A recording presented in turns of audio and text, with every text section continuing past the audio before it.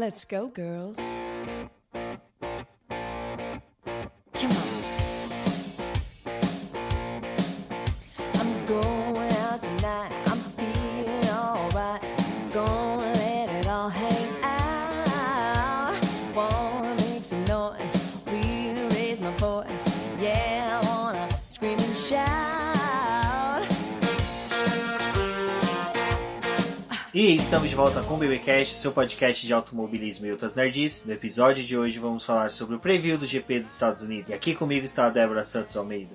Olá, amigos, sejam bem-vindos a mais este podcast. Preparem os seus fast food para acompanhar esta corrida do domingo. Exatamente, Débora. Bom, eu sou o Rubens GP Neto, o seu host, e hoje, como foi dito, vamos falar sobre o preview do GP dos Estados Unidos, a etapa que poderá ser decisiva para o campeonato de pilotos, uma vez que o campeonato de construtores já foi decidido e já está nas mãos da equipe Mercedes. Bom, mas antes de prosseguirmos ao BBcast, vamos agradecer a nossos apoiadores, aqueles que auxiliam o Boletim do Paddock através do financiamento coletivo e contínuo do Apoies. Lembrando que esse financiamento auxilia o Boletim do Paddock hoje ao pagamento dos servidores do site e na sua manutenção.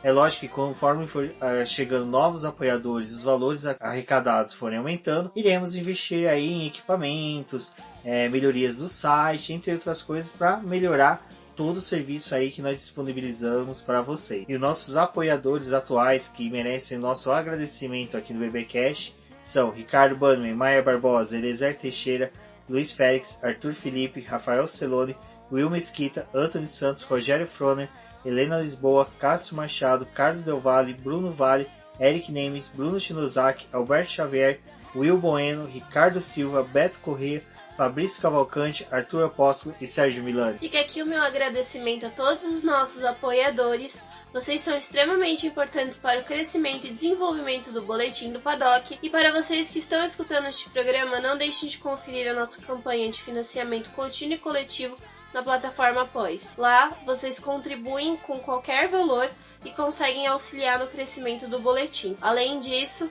vocês também passam a participar do nosso grupo do WhatsApp. Exatamente, esse grupo do WhatsApp aí, como foi dito pela Débora, é exclusivo para os apoiadores, né, que auxiliam o Boletim do Paddock. Lembrando que nele nós discutimos vários assuntos de automobilismo, é uma turma aí bacana que está sempre inteirados aí até de cultura pop, cultura nerd, então às vezes a gente está conversando lá, vai desde jogos de RPG até lançamento de trailers de filme, debatemos sobre os filmes, então tem toda essa gama aí de diversidade lá que nós temos dentro do grupo. E além disso, temos além dos nossos apoiadores, nossos colunistas, né, como Carlos Eduardo Valese, que é junto com o Bannerman, o autor dos BP Beats, né, onde que os dois debatem ali música e corridas, né, fatos históricos do automobilismo. Sempre aí finais de semana que não tem Fórmula 1, vocês podem conferir o BP Beats no site do Boletim do Paddock. Entre outros colunistas, temos a Cíntia Venâncio, o Sérgio Milani, que sempre estão conversando aí com o pessoal sobre Fórmula E. Lembrando aí que agora, já em novembro, teremos a etapa da Fórmula E com cobertura total do Boletim do Paddock. Bom, Débora, eu acho que desde os antigos westerns, onde a gente tinha disputa de corridas de carroça, corridas até mesmo de diligências, né, vamos pôr dessa forma, os Estados Unidos vivem esse fervor pelo automobilismo, mas eu acho que o automobilismo e os grandes prêmios nos Estados Unidos começaram bem cedo, né, assim que já acho que duas pessoas se encontraram com carros nas ruas dos Estados Unidos, já começou uma disputa de corridas. Lá em 1908 já tinham disputas, como o Rubens falou. Elas eram mais voltadas para estoque, que é algo parecido com o que a gente tem hoje no Brasil. Os Estados Unidos, ele sempre foi muito famoso pelas corridas de automobilismo, mas a Fórmula 1 mesmo, ela demorou um pouco para poder se inserir dentro do calendário do que era proposto ali nos Estados Unidos e até mesmo fazer parte da Fórmula 1 como um todo. Uma característica que os Estados Unidos sempre teve foi a questão do uso de pistas ovais, algo que, por sua parte, pelos europeus não é muito bem visto. O europeu gosta muito mais dos famosos mistos, né, pistas mistas, e é por isso que sempre houve esse conflito de interesse entre os dois países, né, vamos pôr dessa forma. Países não, regiões. Na América do Norte e Europa nunca se falaram a mesma língua em questão de qual o melhor traçado para se disputar, e até hoje é assim. Exatamente. E as 500 milhas de Indianápolis foram responsáveis por trazer os pilotos da Europa para os Estados Unidos para poder competir. Apesar de que ainda assim na época não era muito atrativo, porque era caro trazer um carro da Europa para os Estados Unidos, e fora isso tinha todos os ajustes que um carro de Fórmula 1 precisava passar para poder disputar em um circuito oval. Então tudo isso tornava essa mudança de ares muito cara, e foram poucos pilotos que decidiram se aventurar ainda nessa época. Mas de 1950 a 1960, a Indy ela foi uma das responsáveis por esse crossover entre as duas. Exato, a gente tem aí esse período em que as 500 milhas, né, ficou inserida no calendário da Fórmula 1, contudo, só participavam das 500 milhas equipes americanas, norte-americanas. Não tinha não tinha como as equipes europeias inserirem os carros de Fórmula 1 na disputa ali dentro. Alberto Ascari tentou isso em 1951, salvo engano, 52, só me corrigindo aí, com a Ferrari, mas o carro acabou quebrando. Porque assim, para quem é da Fórmula 1 e ainda não chegou a ver, verifiquem um pouco sobre os carros da Indy. Eles têm todo um trabalho de suspensão especial para comportar o oval, né? Porque praticamente ele tem todo um balanceamento, um trabalho ali de suspensão que é especial para os carros de equipe de disputa em ovais, que não é compatível com um carro de misto, né? São duas configurações completamente diferentes, não são carros que falam a mesma língua. Portanto, quando a Fórmula 1 se inseriu de fato no automobilismo americano, foi em 1959 com o circuito de Sebring. Ele não permaneceu muito tempo, foi apenas uma corrida ali realizada. Logo depois foi passado para o circuito de Riverside, e dessa forma só teve mais uma corrida, que essa foi vencida pelo Stalin Moss. E em 1961 o circuito de Altkirch Glen foi instalado, e aí ele permaneceu por 20 anos na Fórmula 1. Esse circuito, por fim, ele era algo que todo mundo acabava gostando muito, porque ele proporcionava como se fosse umas férias, um período de férias ali, o pessoal tinha espaço para poder colocar os trailers, acabava vivendo realmente o que é o automobilismo americano que a gente já vê na Indy, que o pessoal leva os trailers, acompanha a categoria, né, por dentro dos Estados Unidos. Isso acontece também com a NASCAR, e a Fórmula 1 viveu esse sentimento nessa época. E Otis Glen tem esse glamour, esse sentimento a maior pelos brasileiros, porque foi ali que o Emerson Fittipaldi conquistava seu bicampeonato e o primeiro campeonato da McLaren na Fórmula 1. Só um parênteses referente à Fórmula 1 dentro dos Estados Unidos. O que é interessante é que nós não vamos aventurar muito pelas pistas. O que acontece? Os Estados Unidos, assim, chegamos a ter temporadas em que teve 3 corridas dentro dos Estados Unidos. Nós tivemos aí mais de 5 circuitos de rua, um número grande de pistas. Então, os Estados Unidos foi o país que mais teve pistas diferentes nele, dá também uma questão de extensão territorial, e sempre por essa questão que a Débora levantou, que o país sempre quis sediar a Fórmula 1, mas nunca achou um espaço próprio para ele. Não só isso, além da Fórmula 1 querer se inserir nessa parte do automobilismo, tinha o fato de que eles não queriam ter só uma corrida, porque imagina o território dos Estados Unidos, o quanto que ele é grande, e ele poderia proporcionar corridas versáteis. Então, era possível, dentro desse calendário da Fórmula 1, colocar uma corrida de abertura nos Estados Unidos e outra também para poder fechar o campeonato. Então, isso se tornou muito atrativo quando eles conseguiam colocar. Não é à toa que agora tá tendo toda aquela conversa pra corrida, né, de Miami, que o pessoal não quer. Isso também já aconteceu anteriormente. Então, é algo que a Fórmula 1 tá há muito tempo tentando retornar com duas corridas pro calendário. Exato, e é bem bacana isso, de ter, sim, duas corridas no calendário. Eu acho que atualmente a Liberty ela busca ter mais corridas nos Estados Unidos, porque é uma empresa americana, ela tem que, como poderia dizer, justificar todo o investimento que ela tem aos seus acionistas, que em sua maioria provavelmente são norte-americanos. Então, uma coisa que eu falei muito, principalmente nas redes sociais, eu não tenho tantos posts falando sobre isso, mas eu acho que é interessante eu só pautar isso agora, que quando a Liberty assumiu, eu falei, olha, ela vai buscar ter o maior número de corridas dentro do fuso horário norte-americano. Principalmente quando nós tivemos aqui a Olimpíadas no Rio de Janeiro, em que os horários todos da Olimpíadas, ele foi trabalhado para o público norte-americano. Quem não se lembra das disputas de medalha da natação, onde que os nadadores usavam os óculos especiais por causa do sono, porque as provas de natação era meia-noite e meia, a prova terminava 1 da manhã, aí você achava estranho, por que no Brasil a gente está assistindo provas desse horário? É porque eles tentavam fazer o melhor horário para que todo o território norte-americano conseguisse assistir as provas. E quando eu vi isso, eu comecei a pensar, a Liberty vai buscar isso. Então, essa ideia de fazer uma prova em Miami, eu acredito que futuramente a Liberty, quando conseguir resolver a casa dela na questão técnica da Fórmula 1, ela vai buscar trazer o maior número de GPs mais para essa região.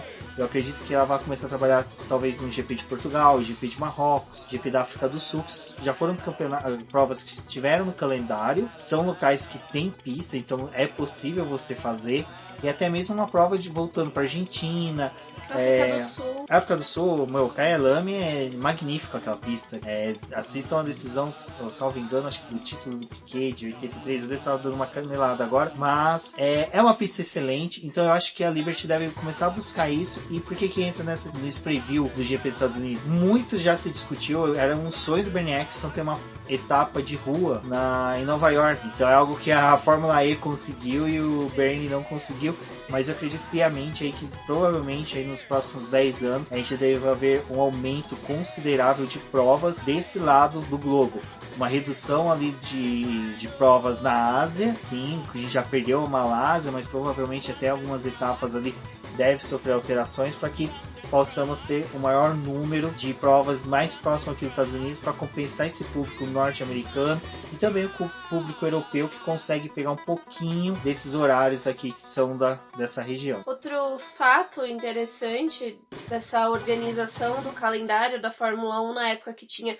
2 corridas ali, uma que abria o campeonato e a outra que fechava, era que com o passar do tempo as disputas não estavam mais indo para os Estados Unidos, que é algo muito comum hoje. Até mesmo esse ano eles trocaram a etapa do México, eles anteciparam ela e colocaram nos Estados Unidos depois, para poder ter justamente a decisão do título nos Estados Unidos, tentando até reviver um pouco do que já aconteceu na história. E com o passar do tempo, quando eles perderam isso, em alguns momentos foi aplicado um prêmio em dinheiro para poder incentivar tanto as pessoas a assistirem a corrida, para poder ver mais disputa, porque estava valendo um prêmio em dinheiro, mas também para poder motivar os pilotos que estavam ali para poder fazer uma corrida interessante. E isso é interessante da gente estar falando, para vocês verem o seguinte: o Ayrton Senna foi um dos maiores vencedores da prova de Detroit. Por que a gente está falando essa coisa do aumentar o público, aumentar as corridas do lado dos Estados Unidos, ali na região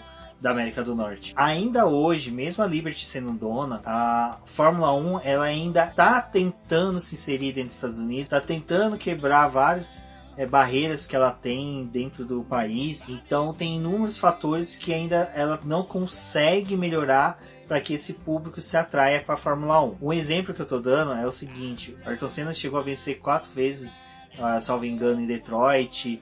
Ele teve inúmeras corridas memoráveis nos Estados Unidos, mas só que ele mesmo falava que ele adorava passar férias, que nem, por exemplo, em Nova York, porque ele andava na rua e ninguém reconhecia ele. E aí você tem para quem assistiu o documentário do Senna, você tem ele foi numa premiação, se não me engano, no Japão, onde que as pessoas se tapeavam para ver ele. Então era assim, se o Ayrton Senna fosse em Tóquio fazer uma compra, era impossível ele andar, mas ele andava tranquilamente em Nova York. E isso a gente tá falando no auge da Fórmula 1, do Ayrton Senna na Fórmula 1, né? Tudo isso, e ainda era, assim, ele era um cara desconhecido no público, na multidão. Então a Liberty, ela sabe disso e ela consegue projetar essa vontade dela de crescer dentro dos Estados Unidos por meio já de melhorar o espetáculo que é o GP de Austin, que acho que a gente já pode começar a falar um pouquinho sobre isso, né, Débora? O GP de Austin foi uma tentativa de trazer a Fórmula 1 de volta pro calendário ali, né? Fórmula 1 não, o GP dos Estados Unidos pro calendário da Fórmula 1, porque ele permaneceu fora de 2008 até 2011, que foi o período anterior, foi quando a Fórmula 1 utilizou o circuito de Indianápolis. Só que ele só pegava uma parte do que era o oval e ele utilizava mais a parte mista desse circuito. Era só a curva, seria a curva 1, mas como eles faziam ela sentido oposto ao oval, eles pegavam uma das curvas do oval e a reta, seria de largada, e pegava a parte mista, que é o mesmo traçado que é utilizada na prova de Indianápolis, que é 2 semanas antes das 500 milhas de Indianápolis. A Índia utiliza ainda até esse ano o Matheus Leitz, que é piloto brasileiro, ele correu de forma assim memorável, choveu, pista úmida, foi uma corrida espetacular dele, foi sensacional. Para quem assistiu sabe do que eu tô falando. A gente criou uma boa expectativa para as 500 milhas. Pena ali que, quem sabe, a equipe não favorece tanto ele. E o que a Débora falou, a Fórmula 1 quando voltou, que ela teve um hiato também, salvo engano, de 92 até 99, se eu não me engano, em que ela não ficou nos Estados Unidos, voltou para Indianápolis, então foi algo fervoroso. Pô, a gente tá vendo os carros da Fórmula 1 dentro do maior palco do automobilismo mundial. E é engraçado que quando a prova de Indianápolis saiu do calendário da Fórmula 1, eles falaram que nunca mais a Fórmula 1 ia voltar para Indianápolis. Tem a questão do GP de Indianápolis de 2005, até eu não vou me esticar muito aqui, tem um texto da Débora na série dos 365 dias mais importantes do automobilismo, onde que ela retrata muito bem o que aconteceu naquele GP, só para o pessoal lembrar.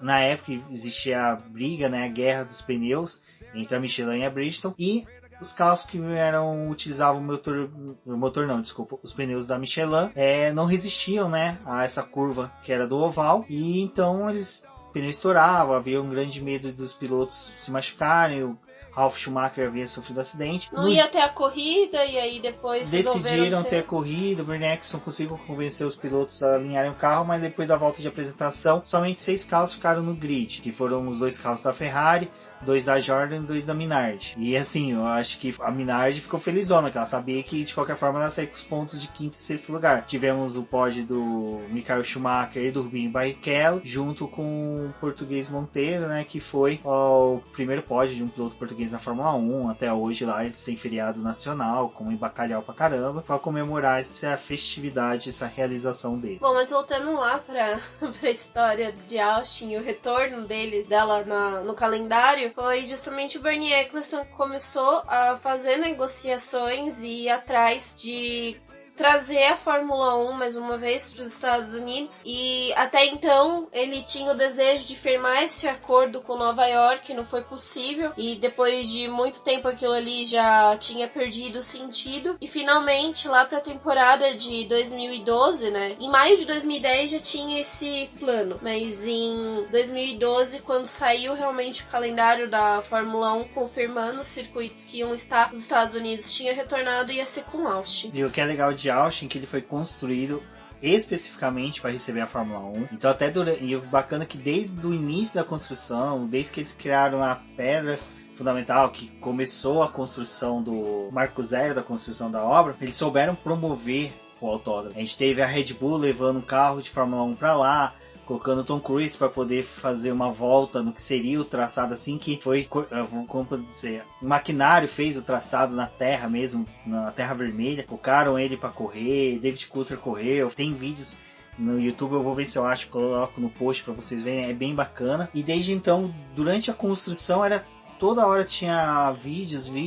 Teve até, se eu não me engano, 11 meses antes da corrida, o Sebastian Vettel foi levado para Austin, onde já estava sendo construída aquela torre gigante que eles têm. Levou ele observou, ele gostou, falou, olha, tá magnífico. E quando inaugurou, nós vimos que era um traçado lindo, perfeito, porque ele juntava as principais trechos dos autódromos mais lendários. Nós temos pedaços ali que lembra Spa, Interlagos, os S de Monza, os S de Silverstone. Então a gente tem toda essa questão que os americanos souberam fazer ali naquele autódromo, que ficou muito bom. E o fato também que Austin, o público realmente queria que essa corrida acontecesse. Diferente do que está acontecendo hoje em Miami, que não querem a Fórmula 1 lá. É que assim, a gente pega... Vamos tirar um contexto da nossa visão, pelo menos da minha visão, das duas regiões. Austin já é um pessoal que já acho que muito mais,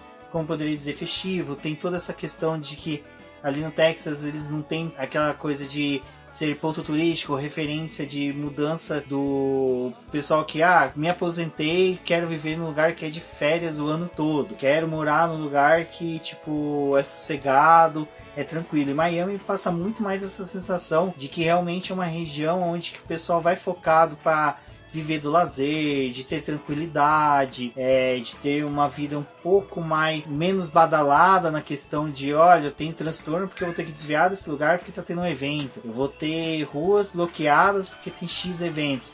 E a Austin não, Austin já como tem um autódromo construído lá no meio das fazendas, o pessoal não foi tão contra, quanto que é em Miami, que vai mudar a rotina dele, vai mudar o dia a dia deles. Então durante provavelmente uma semana e meia, eles vão ter que se desviar do trajeto, o mercadinho que lá eles vão lá, compram os brioches deles, fabricados por mexicanos, vai ter que estar fechado. Então tem tudo isso que, sabe, muda da rotina deles, eles não querem. A corrida em Phoenix, por exemplo, ela não vingou, uma por conta do calor e também a população dali não queria a corrida, fora que a época em que essa prova tinha sido destinada para o calendário era a época de muito calor, batia temperatura de 43 graus, o asfalto se dissolvia, então era um problema bem enraizado ali e a corrida também acabou não ficando por muito tempo por conta disso. E é por isso que o autódromo de Austin, né, o COTA, deve ser exaltado aí por nós, porque é um local que deve ser realmente aí a casa da Fórmula 1 nos Estados Unidos por muitos anos. Torço para que fique, porque sempre tivemos corridas movimentadas, excelentes corridas lá. Lembrando que o traçado é tão bom que a MotoGP hoje utiliza, e neste ano, né, nós tivemos o início da Fórmula Indy lá também. Ele foi um circuito até desenhado por alguém que o pessoal odeia bastante, que é o Hermann Tilke. Exato, mas só que eu acho que o que Tilke ele soube ali utilizar foi que nós comentamos, que foi os melhores trechos de principais autódromos que já eram consagrados e queridos pelos pilotos de Fórmula 1. Então, o autódromo aí deve permanecer por bastante tempo no calendário, até mesmo porque ele tem um contrato de 10 anos, e como a Débora falou, ele teve seu início aí no calendário em 2012, provavelmente aí deve permanecer até a sua conclusão aí do contrato. Torcemos para que haja renovação. Agora vamos falar um pouquinho para vocês a respeito dos pneus que vão ser utilizados nesse final de semana. O circuito de Austin ele é considerado uma pista média na questão de abrasividade, então ela não é que nem o México.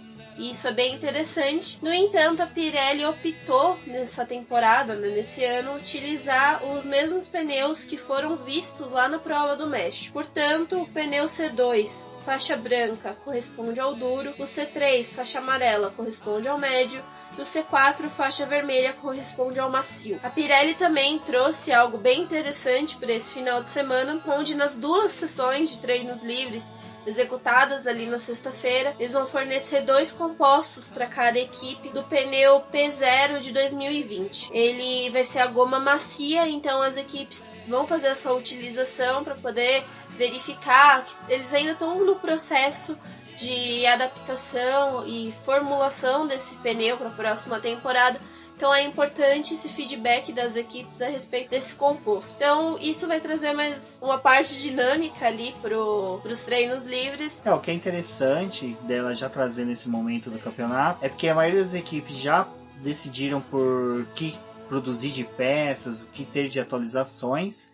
Então não deve atrapalhar muito essas questões das equipes. Temos também que, lembrando que o pneu ele faz parte do conjunto de amortecedores do carro, ele é uma parte de suspensão do carro, ele é o primeiro contato que o carro tem com o solo, então é muito importante eles já começarem a fazer esses testes esse ano, porque daí eles já conseguem coletar números, trabalhar com os números que eles já tiveram dos testes anteriores, com isso já conseguindo trabalhar com todo o composto aí, com toda a dinâmica que vai ser o carro de 2020. Esse pneu utilizado nessas duas sessões é o correspondente ao C4, que vai ser utilizado em 2020. Eles vão permanecer com a mesma nomenclatura. Bom, e falando em pneus, algo que a gente tem visto aí nas duas últimas etapas são aqueles gráficos de pneus, né, que a Fórmula 1 inseriu, que a Liberty Media inseriu durante a transmissão. Pelo que a gente pode ver, normalmente ele começa a aparecer na metade final da corrida. Normalmente aí sempre que os carros já fizeram pelo menos um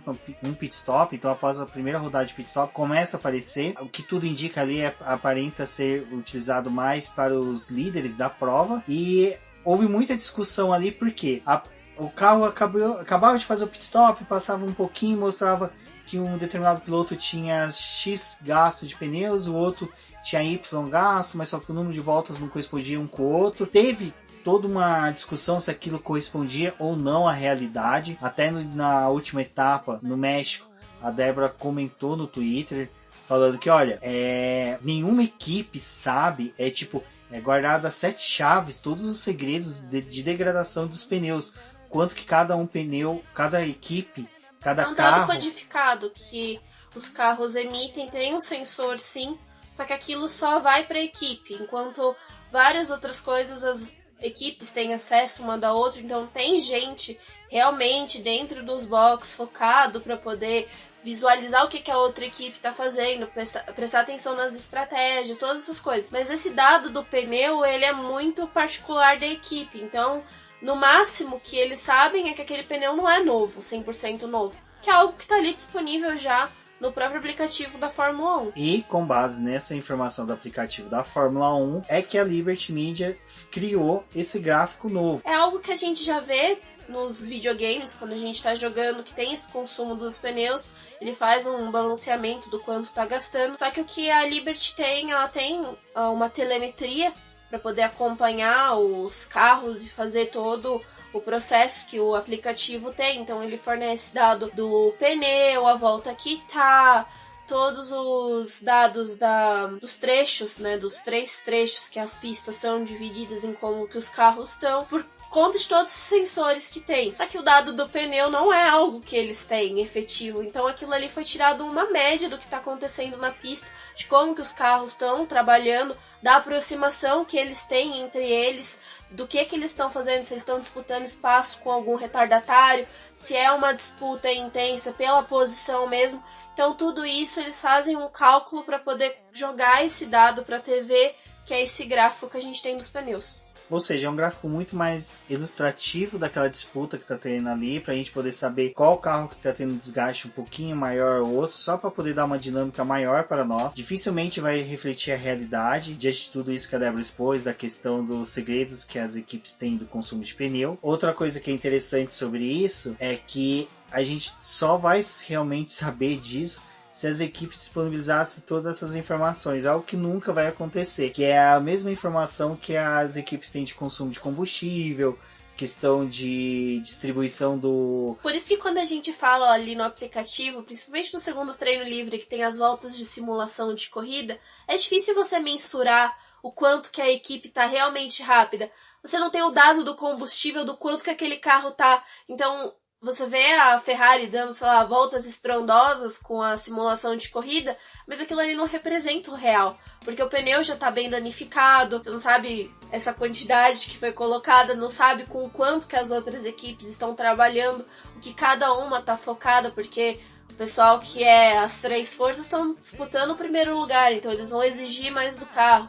O pessoal ali de meio de pelotão tá numa briga mais intensa. O resto que tá disputando as últimas posições, às vezes não tá nem pensando nisso, tá pensando em terminar uma corrida para poder, vai que alguém lá na frente é punido, conseguir ganhar algumas posições. Então isso é muito particular. E foi até bom que você citou essa questão do testar os pneus durante os treinos livres, porque na última prova a gente teve a discussão referente ao Lewis Hamilton, né, que ficou lá com pneus duros, voltas e voltas e voltas, e todo mundo, nossa, mas ninguém treinou com pneu duro, ninguém sabe quanto que pneu duro foi consumido. Errado. O Valtteri Bottas, salvo engano, no TL1, ele chegou, ou no TL2, agora eu não estou me recordando, nos 2 treinos livres dos primeiros, ele chegou a dar 10 voltas com um composto duro. Ele foi o único piloto a fazer isso. Só essas 10 voltas deram informações necessárias para a Mercedes poder fazer aquela aposta que ela fez com Lewis Hamilton.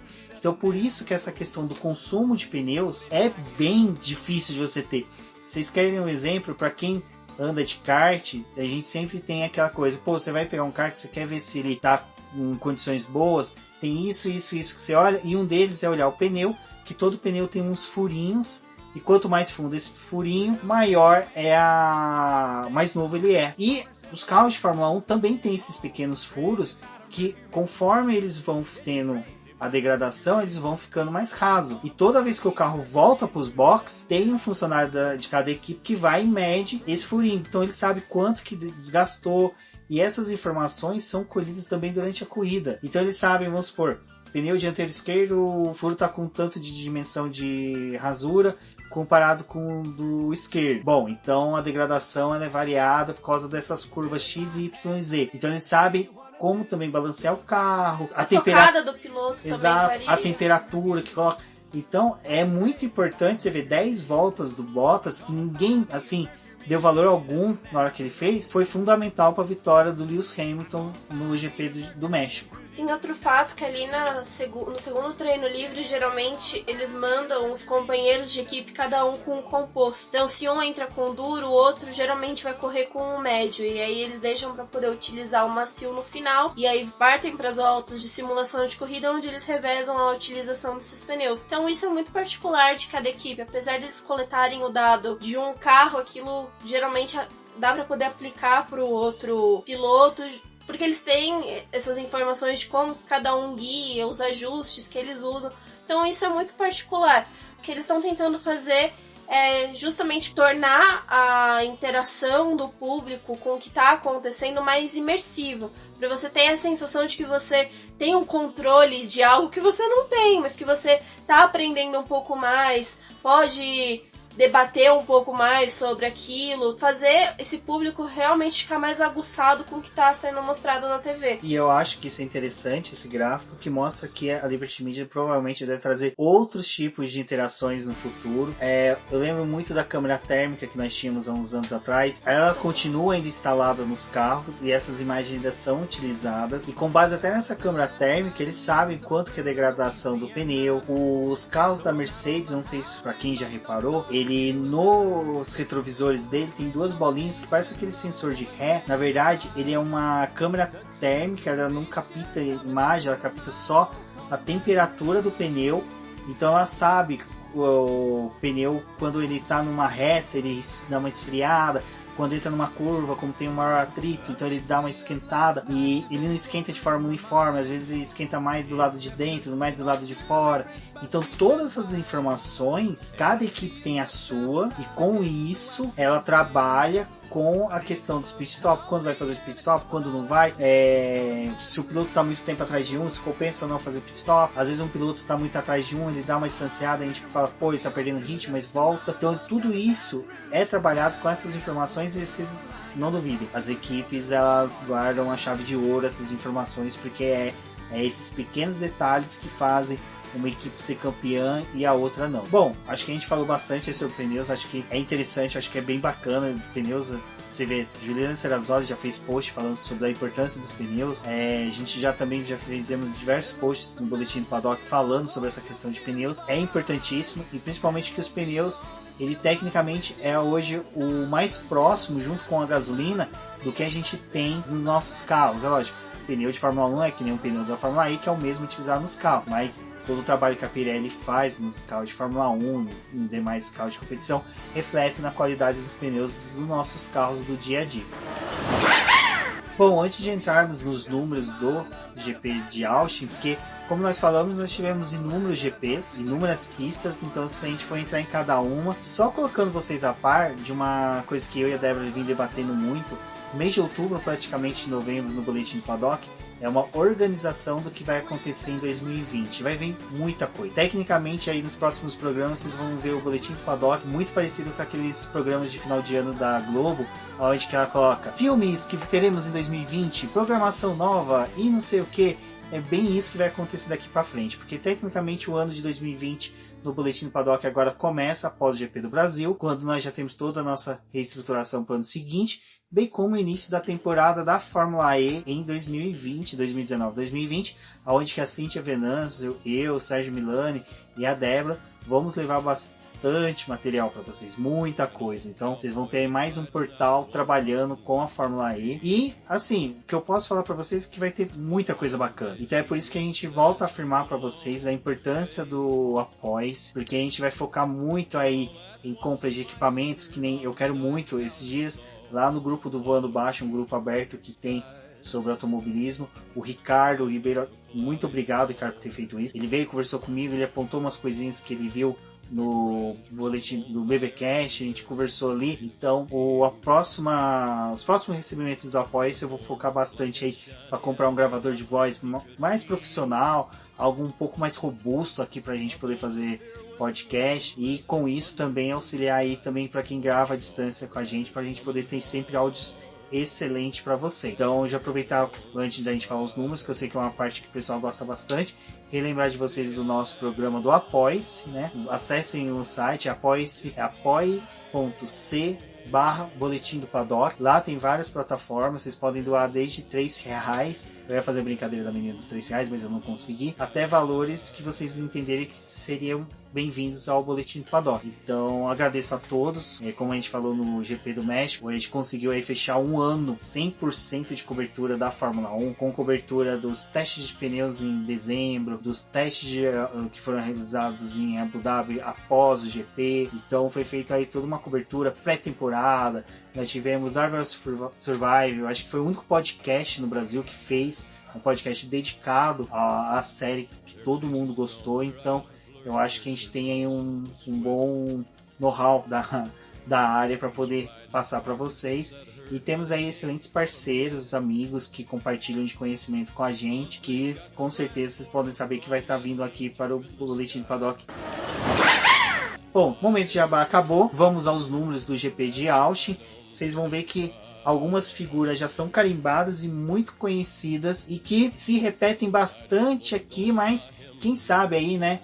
Com o motor Honda, com Max Verstappen com sangue nos olhos após os últimos acontecimentos, não venha nos surpreender e inserir o nome da Honda e o nome dele entre os vencedores, poles e voltas mais rápidas no GP de Austin. Começando ali pelas vitórias, o piloto que tem mais vitórias nesse circuito é Lewis Hamilton, que possui 5, seguido por Sebastian Vettel e Kimi Raikkonen com uma cada. E ali a gente já via, né, em 2012, com a vitória do Lewis Hamilton na McLaren com o motor Mercedes, que o GP de Austin seria diferenciado, porque quem não se lembra dele, com um chapéu de cowboy, né, todo aparamentado lá no pódio, então isso já foi dando esse toquezinho de diferencial que o GP de Austin teria na Fórmula 1. Bom, nos construtores, a Mercedes tem 4 vitórias, seguida pela McLaren com uma, Red Bull com uma e Ferrari com uma. E nos motores, a Mercedes tem 5 vitórias, seguida pela Renault com uma e a Ferrari com uma. Nas poles nós temos Lewis Hamilton com 3, Sebastian Vettel com 2 e Nico Rosberg com 2. É legal que a gente vai ver bastante empates aí,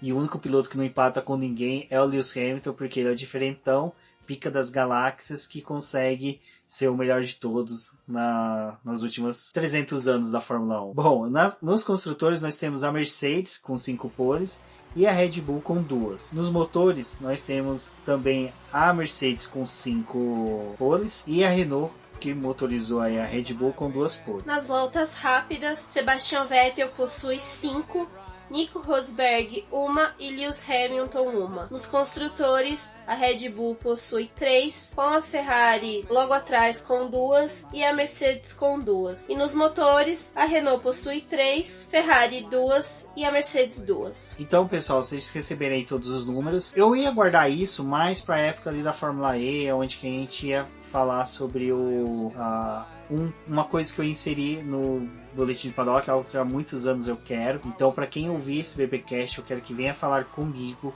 lá no Twitter, no Rubens GP Neto, e fale se deseja ou não que a gente já insira aí um bolão dentro do Boletim do Paddock. Eu consegui aí desenvolver uma forma de termos um bolão bem dos moldes do GP Predictor, em vez de utilizarmos a plataforma Predictor, que dá muita dor de cabeça, tá em inglês, tem pessoal que não gosta, dá lag, entre inúmeras coisas. Eu posso ter esse mesmo bolão dentro do site do Boletim do Paddock. E eu quero saber, você ouvinte, você quer que eu já abra aí pro GP do Brasil? Só para uma prova de teste, pra gente ver como é que vai funcionar? Quem quiser me chama lá no Twitter. Fala, pô, Rubens, eu quero participar, que daí quem me chamar eu vou liberar o link pra já poder fazer o teste no GP do Brasil, que se correr tudo bem, já ano que vem nós teremos. E como eu anunciei, como a demanda eu acredito que não seria a mesma, já para a Fórmula E nós teremos esse bolão aí, então já se preparem para poder apostar aí, fazer todas as apostas. E lembrando que até o final do ano a gente ainda tem lá no GP Predictor e no F1 Fantasy as campanhas do Boletim do Paddock, né? Aí me falem também como vocês estão lá no GP Predictor e no F1 Fantasy, como foi o ano de vocês. Lembrando que agora para a reta final do ano nós já teremos as definições dos vencedores dos prêmios que estão elencados aqui no post. E, como nós falamos, o GP de Austin aí, ele hoje é a casa da Fórmula 1 nos Estados Unidos, né, Débora? Mas lembrando que o primeiro GP foi em 1959. O número de voltas é 56, o comprimento é 5.513 metros. Exatamente, o comprimento lá nos Estados Unidos é "Oh my God, my friend", enquanto que em Minas é "Oh, me que é". Desculpa, eu não aguentei, que você falou comprimento. Tô parecendo de cumprimentar. Oi, tudo bem? Como vai? Tudo bom?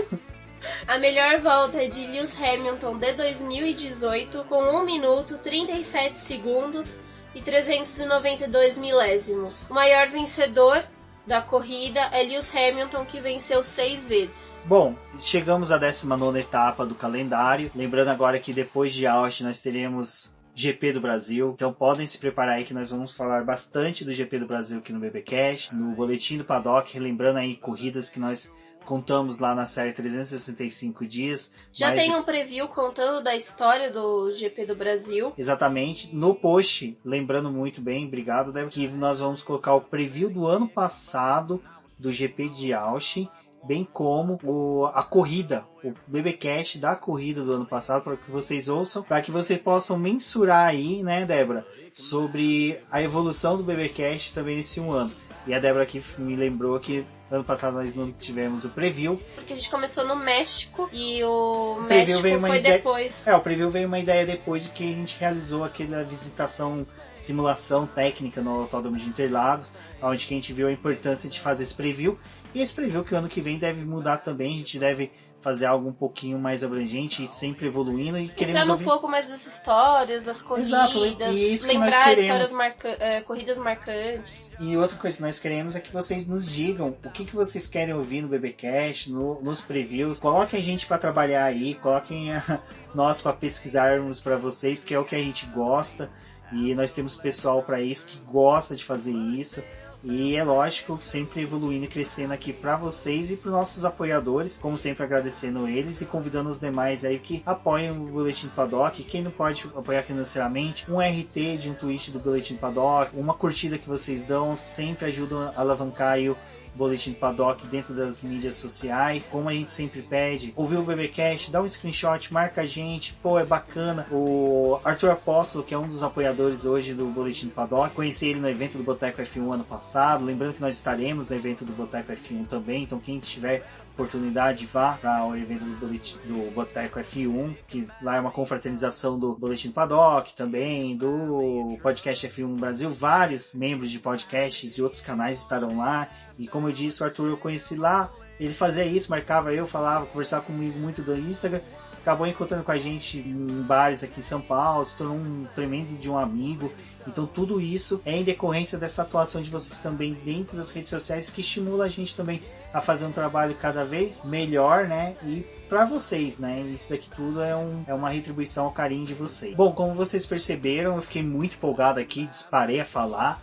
Mas é porque quem me conhece sabe que quando eu tô falando de Fórmula 1, eu me empolgo, eu extrapolo, falo bastante, aquela coisa mesmo do mineiro que gosta de prosear, gosta de contar causas. E por gostar de contar causas que surgiu o Boletim do Paddock, o BBcast. E como a Débora lembrou há pouco, nosso primeiro BBcast aí fixo vamos pôr dessa forma, foi o GP do México ano passado. Então é por isso que a gente não teve um preview, né? A gente não teve um review da etapa dos Estados Unidos, porque ela ocorreu antes.